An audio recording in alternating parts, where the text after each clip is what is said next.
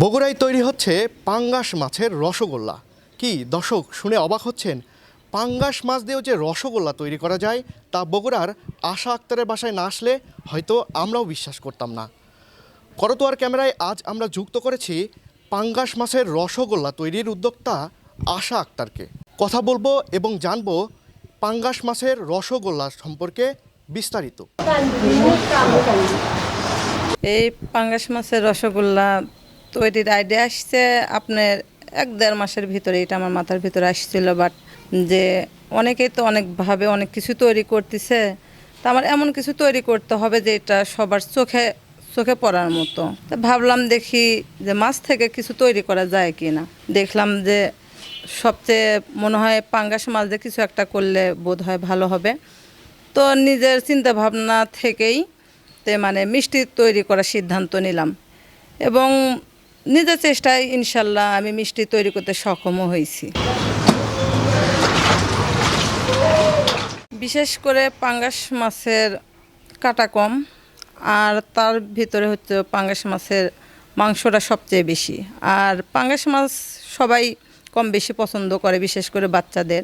এই মিষ্টিটা তৈরি করলে বাচ্চারা খুব ভালোভাবে নেবে এবং এই মিষ্টিটা অন্যান্য মিষ্টির চেয়ে আলাদা এবং বিশেষ করে স্বাদ। মাছ থেকেও যে তৈরি হয় এরকম সুস্বাদু একটা মিষ্টি, এটা আমি নিজেও তো মানে তৈরি করার পরে অবাক হয়ে গেছি। মিষ্টি তৈরি করতে তেমন একটা খুব একটা যে ঝামেলা বাট সেরকম কিছু হয় না, কিন্তু ধরেন এই মাছ কাটা থেকে শুরু করে এ মাছের মাংস আর বিশেষ করে হচ্ছে ছানা, এই আপনার মাছ ছানার সাথে অ্যাড করে আর বিভিন্ন কয়েকটা আইটেম আছে, এটা অ্যাডজাস্ট করে আমি এই মিষ্টিটা তৈরি করছি।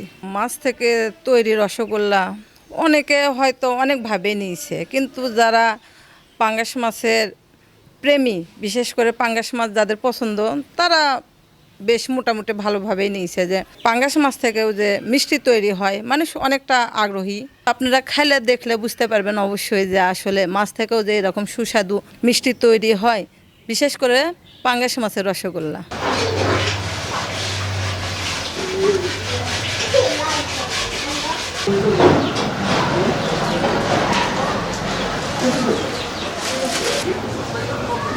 আল্লাহ রহমতে যদি আমি সামনে, আমার চেষ্টা আছে যে ইচ্ছাও আছে যে এটা আমি রপ্তানিতিকভাবে আমি সামনে এগোতে চাই, বা আপনাদের মাধ্যম দিয়ে বিশ্ববাসীর কাছে আমি এটা জানাতে চাই যে আপনারা পাঙ্গাস মাছের রসগোল্লা, বিশেষ করে মাছ থেকে যে মিষ্টি তৈরি হয় আপনারা খান এবং খাওয়ার পর বুঝতে পারবেন যে আসলে অন্যান্য মিষ্টির চেয়ে এটা সম্পূর্ণ স্বাদ আলাদা।